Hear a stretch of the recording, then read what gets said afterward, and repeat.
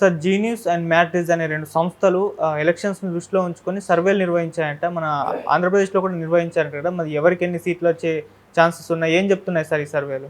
Genius మనకు తెలిసిందే, అది వెరీ పాపులర్. అండ్ మ్యాట్రిజ్ అనే ఒక కంపెనీ సర్వేలు చేసే కంపెనీ. వీళ్ళిద్దరు కలిసి ఇప్పుడు దేశవ్యాప్తంగా సర్వే చేశారు.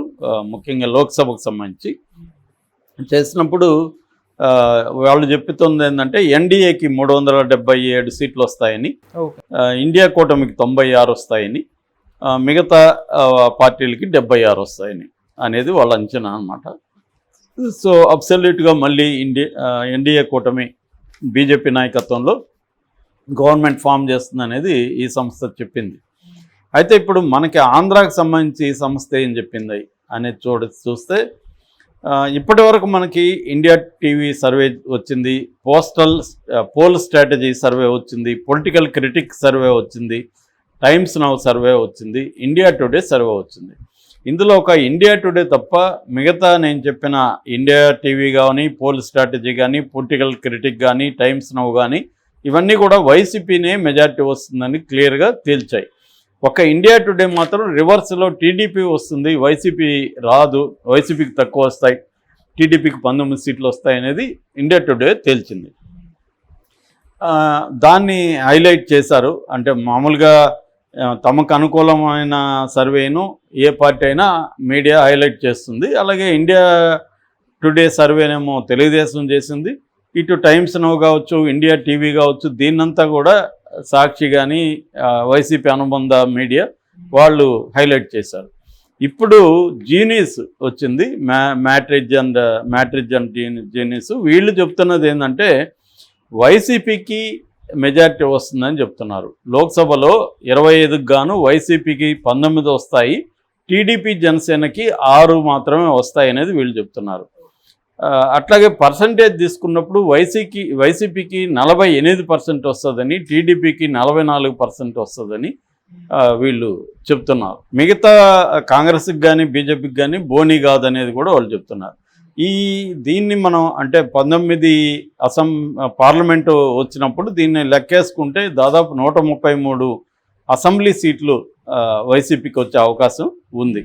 అంటే క్లియర్గా ఈ సర్వే ప్రకారం రాబోయే ప్రభుత్వం వైసీపీదే అని తెలుస్తుంది. కాకపోతే ఏంటంటే ఈ సర్వేల విశ్వసనీయత ఎంత అనేది ప్రాబ్లం. ఎందుకంటే ఇప్పుడు ప్రతి పార్టీ కూడా తమకి అనుకూలమైన సంస్థలతో సర్వే చేయించుకుంటారు. ఆ మధ్య కూడా ఇంకొక 2-3 సర్వేలు కూడా పేర్లన్నీ మర్చిపోయినా అవి కూడా తెలుగుదేశం వస్తుందని చెప్పారు. అంటే ఇప్పటి వరకు ఉన్న సర్వేలు కొన్నేమో వైసీపీ వస్తుందని, కొన్నేమో తెలుగుదేశం వస్తుందని చెప్తున్నారు.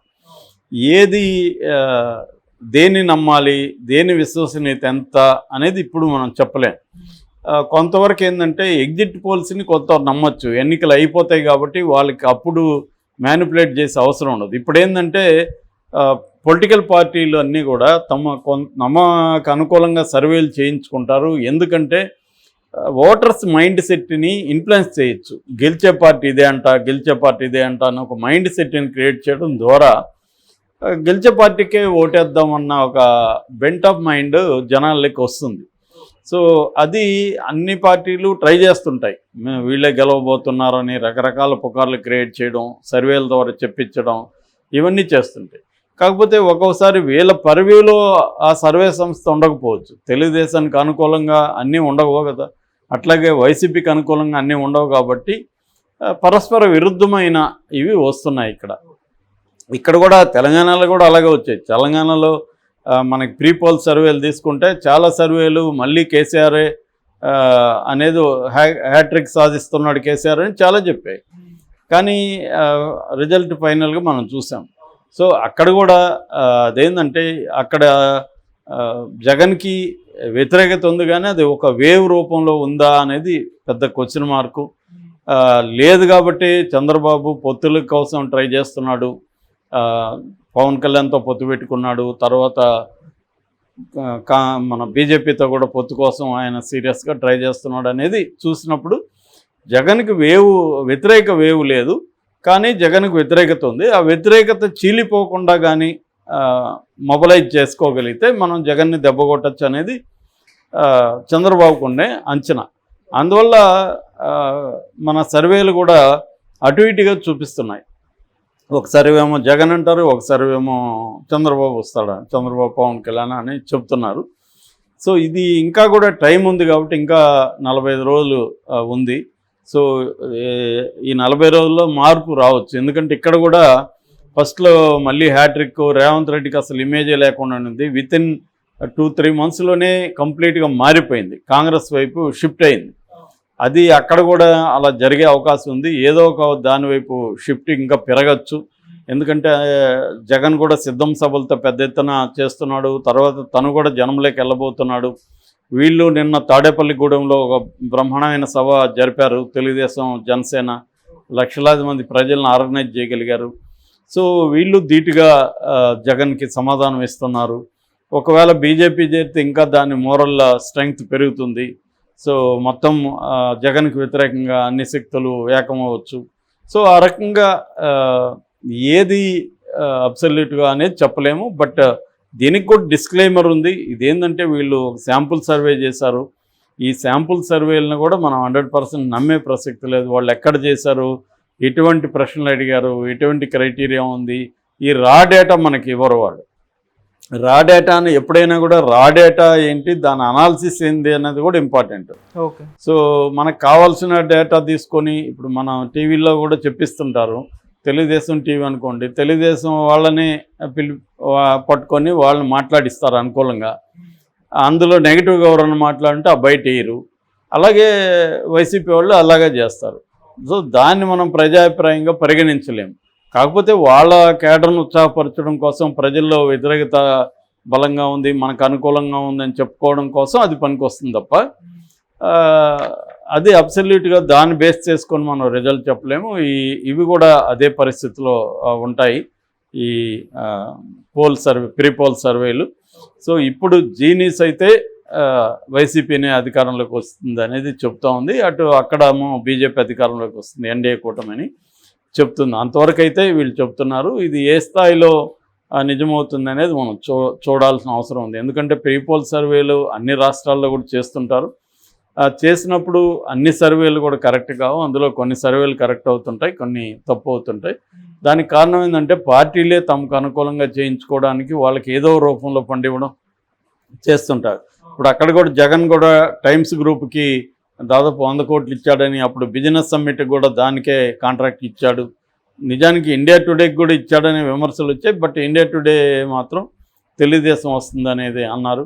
సో జనం కూడా ఏమనుకుంటున్నారంటే ఇండియా టుడేని జగన్ ఎందుకు మేనేజ్ చేసుకోలేకపోయాడు అని అడుగుతున్నారు తప్ప అది కరెక్ట్గా చేసిందని అనుకోవట్లే. అట్లాగే టైమ్స్ నౌని మేనేజ్ చేశాడు కాబట్టి చేసింది అనుకుంటున్నారు తప్ప అది కరెక్ట్గా చేసిందని అనుకోవట్లే.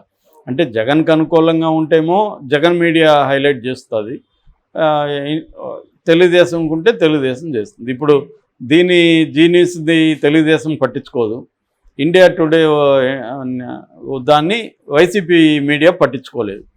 ఇది మామూలే. దాన్ని బట్టి ఏమవుతుందంటే రెండుగా నిలువుగా మీడియా కూడా చీలిపోయింది రెండు వైపులుగా. సో అందుకని వాళ్ళ ఆబ్జెక్టివ్గా ఎవరైనా నాలాంటి వాళ్ళు చూడాలనుకుంటే అన్ని రకాల మీడియాలని చూస్తే కానీ నేను ఒక డేటాని సంపాదించలేం. ఎందుకంటే ఆ డేటా ఇవ్వడంలోనే ఒక మీడియా ఒక రకంగా ఇస్తుంది, ఇంకొక మీడియా ఇంకొక రకంగా ఇస్తుంది. సో ఇది నిజానికి డెమోక్రసీకి పెద్ద దెబ్బ. ఎందుకంటే మీడియా అనేది 4th పిల్లరు. మీడియా ఆబ్జెక్టివ్గా ఉండాల్సిన అవసరం ఉంది. కానీ ఇవాళ ప్రపంచవ్యాప్తంగా కూడా మీడియా పార్టీల పరంగానూ లేకపోతే కొంతమంది వ్యక్తుల చేతుల్లో కేంద్రీకృతం అయిపోవడం వల్ల ఆబ్జెక్టివ్ రియాలిటీ అనేది స్కోప్ పోయింది. అవి ఏదో మైనర్గా ఉన్న వెబ్సైట్లు, మైనర్గా ఉన్న యూట్యూబ్ ఛానళ్ళు మాత్రమే కొన్ని ఆబ్జెక్టివ్ అనాలిసిస్ చేస్తున్నాయి. సో మేజర్ మీడియా అంతా కూడా ఎవరి చేతిలో ఉంది? బలంగా దేశవ్యాప్తంగా అయితే మోడీ చేతిలో మీడియా ఉంది. అది కూడా ఆయన సక్సెస్కి కారణం. ఆయన అన్ని వ్యవస్థల్ని తనకు అనుకూలంగా మార్చుకోవడానికి సిస్టమేటిక్గా ప్లాన్ చేసుకుంటూ ప్రతి వ్యవస్థని తనకు అనుకూలంగా ప్లాన్ చేసుకుంటూ వచ్చాడు. అందువల్ల మూడోసారి కూడా ఆయనే రావడానికి కారణం ఏంటంటే ఈ వ్యవస్థలంతా సిస్టమేటిక్గా తను చేయగలిగాడు. దేశాన్ని అభివృద్ధి మీద సిస్టమేటిక్గా పెట్టడం కంటే కూడా తన పార్టీని తనని సుస్థిరంగా ఉంచుకోవడానికి ఆయన వేసిన స్ట్రాటజీలు బ్రహ్మాండంగా పనిచేస్తాయి.